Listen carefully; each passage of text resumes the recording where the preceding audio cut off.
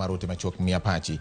Jaloko mari longoni Wilson Ochuka nilunga ni George Bati machiegni.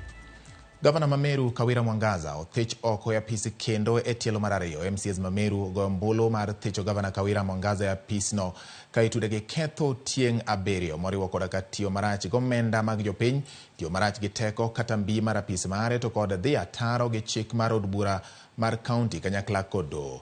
MCAs duto 59 manenie od burano gombolo mar golo Mwangaza e tich ka MCAs apato ne oleo ma ok ochopo.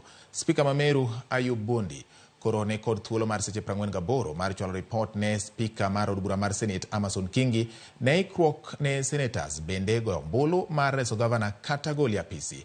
Okil mar Kawira Mwangaza Danstan Omari Nerik osechiwo milome mar kwedo kang mar MCAs go sundo ni nyaka gol Mwangaza e apis. Members of this house, voting will be done through a roll call voting, which honorable members will be called in alphabetic order. And when the so-called a member will be clear from where he or she sits that either I vote yes, I vote aye, or I vote nay. I, Aurelio Murangiri Kiramana, vote yes. Honorable Felix Kidenji Murigi. I vote yes. I vote yes.